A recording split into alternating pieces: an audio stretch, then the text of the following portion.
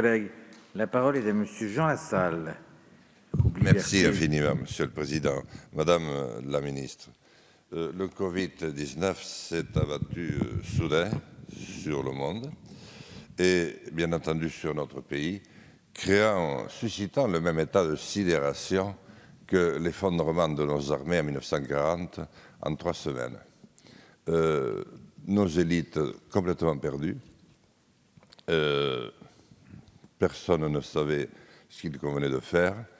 Nous avons retrouvé les réflexes de la grippe espagnole dont les anciens dans nos villages se souviennent encore quand on mettait déjà le coude à l'époque et quand on se mettait à 3 mètres, qu'on nous tenait déjà plus d'office religieux et qui au lendemain de la guerre de 14-18 fit pratiquement autant de morts que cette dernière en avait fait. Nous n'avions pas avancé. C'est surtout au cours des 40 dernières années que nous avons atteint les sommets. À mesure que notre modèle s'effaçait, notre modèle démocratique, qui restera à mes yeux certainement l'un des plus beaux, on a parlé d'Athènes, elle ne durera pas longtemps non plus, elle n'était pas parfaite non plus. Le nôtre ne fut pas si mal. Le système féroce se mit en route après la chute du mur de Berlin. Nous étions les vainqueurs et au lieu de continuer notre quête démocratique engagée depuis si longtemps et notre lente montée en civilisation, soudain, nous fîmes une opération porte ouverte au capitalisme le plus féroce jamais vu de tous les temps.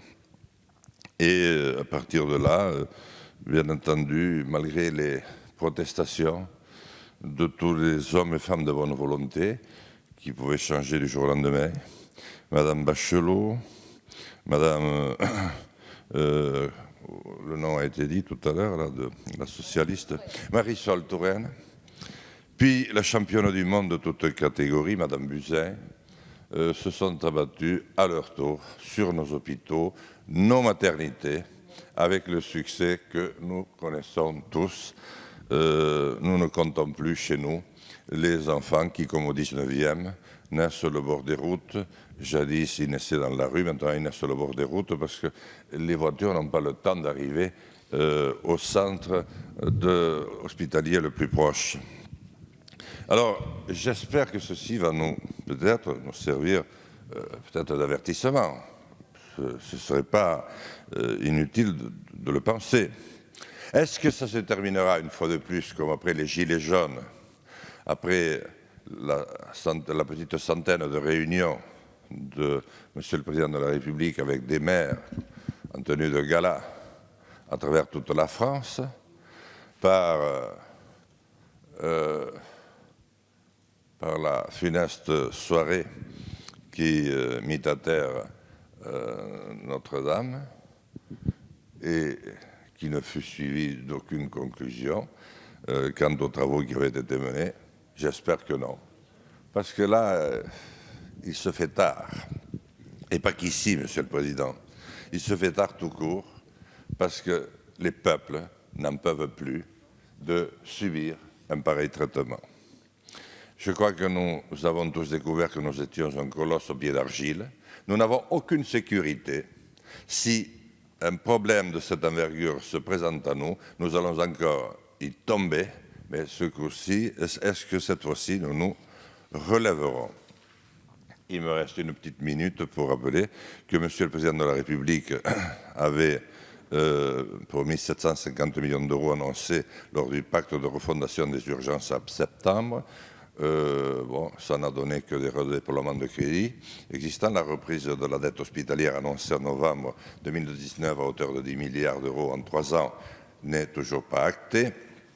Les primes pour les soignants, les malheureux soignants tant applaudis, eh bien, ça dépend des hôpitaux. Si vous avez la chance d'être un hôpital territorial, il y a la prime. Et si vous êtes un hôpital un peu plus petit tout, vous n'avez rien. Moi, j'ai au Laurent Sainte-Marie, là, ils sont tous à attendre, ils ne recevront rien. Ah oui, vous voulez me dire que c'est bientôt fini, Monsieur le Président? Vous avez raison. C'est à peu près ça, oui. Mais je fais tout ce que je peux. Et enfin, Bref, que voulez-vous que je vous dise? Je souhaite, et avec vous ce soir parce qu'il est tard, que nous reprenions la recherche. C'est la recherche, la France c'est le pays de la recherche. Fondamental appliquer l'expertise des hommes et des femmes du terrain, qu'on les écoute enfin et qu'on ne les contraigne pas, qu'on ne les oublie pas, qu'on ne les humilie pas. Et à ce moment-là, la France reviendra à la place qui était la sienne, la première au pays où on soigne et on soigne bien. La parole est à Madame la secrétaire d'État auprès du ministre des Solidarités et de la Santé. Vous avez la parole, ma chère collègue. Président, Mesdames et Messieurs les députés, Monsieur le député Bertha, permettez-moi de m'associer aux remerciements que vous avez adressés à l'ensemble de nos professionnels et aux soignants qui ont œuvré et qui continuent à œuvrer dans la gestion de cette crise. Madame Fiat, il y a eu des munitions pendant la crise et pour les soignants, 700 millions de masques ont été adressés, ont été distribués, il ne faut pas l'oublier, mais aussi les soignants ont fait preuve d'un engagement sans faille et nous ne le nions pas et nous les avons remerciés et à juste titre, Monsieur Lassalle, puisque ce n'est pas une question de petite taille de structure, c'est tous les soignants dans les hôpitaux publics ont un minimum de 500 € par prise, de 500 € de prime pour la gestion de la crise du Covid. La différence se fait entre les établissements qui ont été plus en lien avec l'épidémie qui a été plus forte sur certains territoires, mais tous les soignants dans les hôpitaux publics ont 500 € de prime. Après, sur la question de la gestion de la crise, nous n'avons jamais menti, Madame Fiat, dans cette gestion de crise. Nous avons été transparents, nous avons donné régulièrement les chiffres sur l'épidémie, mais aussi sur les masques. Et puis, peut-être rappeler également que oui, la reconnaissance, nous la devons aux soignants et personne ne considère que c'est un caprice. Et il y aura bien une revalorisation de tous, prévue de tous les métiers dans le Ségur parce que le Ségur de la santé est un exercice historique destiné à reconnaître pleinement les soignants et à réarmer notre système de santé. La casse de l'hôpital public n'a jamais été à l'ordre du jour, pas plus aujourd'hui qu'hier. Le Ségur de la santé aboutira, nous l'espérons tous, à des accords de la santé. Néanmoins, sans attendre de ce qui naîtra de ce Ségur de la santé dans les prochaines semaines, permettez-moi de rappeler ce qui a été fait depuis 2017, parce que l'hôpital public, nous l'aimons et nous y sommes attachés, comme nous y sommes attachés à un trésor national. Ce gouvernement a conduit une campagne tarifaire en totale rupture avec un cycle de baisse des tarifs qui perdurait depuis plus de 10 ans. Où est la casse de l'hôpital public ?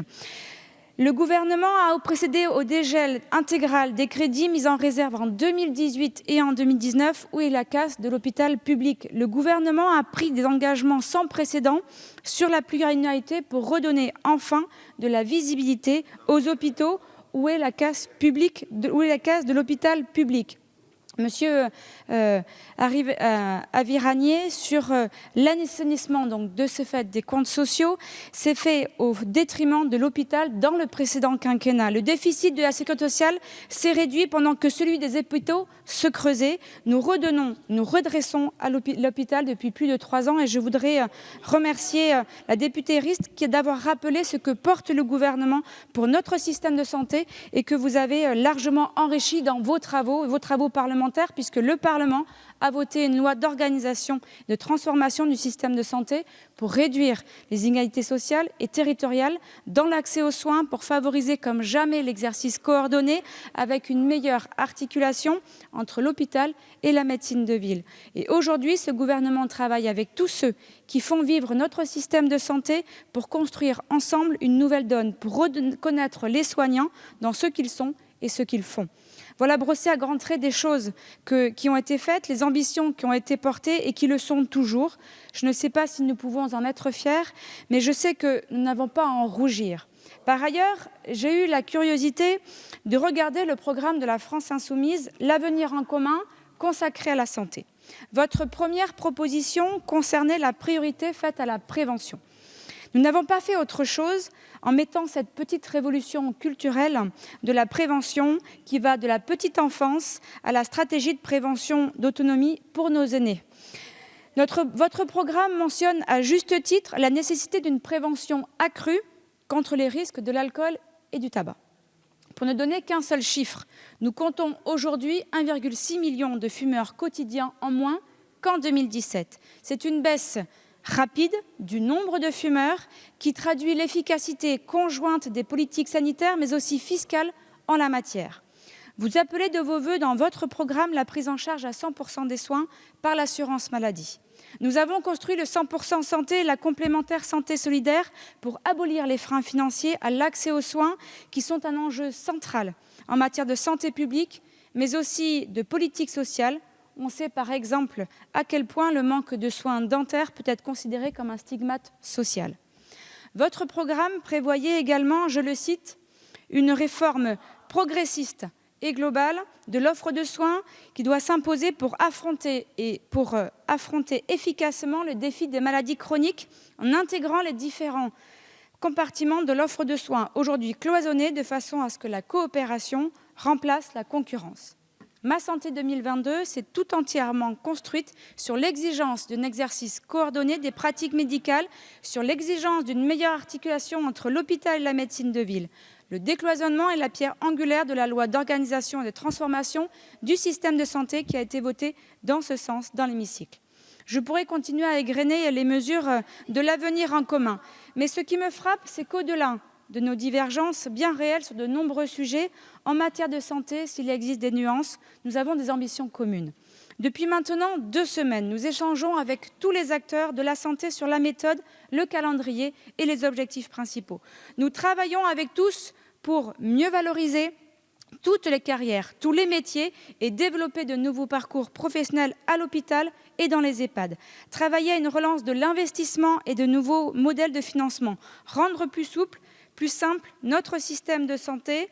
Et vous, Madame la députée, la question de la réanimation et du nombre de lits, la question est bien posée dans le cadre du Ségur.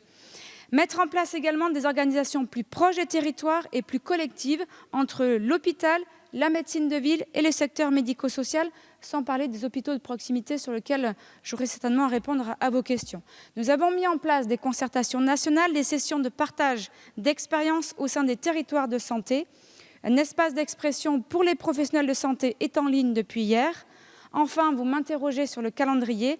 À la mi-juillet, nous tirerons les conclusions de ces concertations auprès des professionnels sur la crise sanitaire pour apporter des réponses ajustées aux besoins et aux attentes et construire un système plus fort, plus résilient et qui prend mieux soin de ceux qui prennent soin de nous.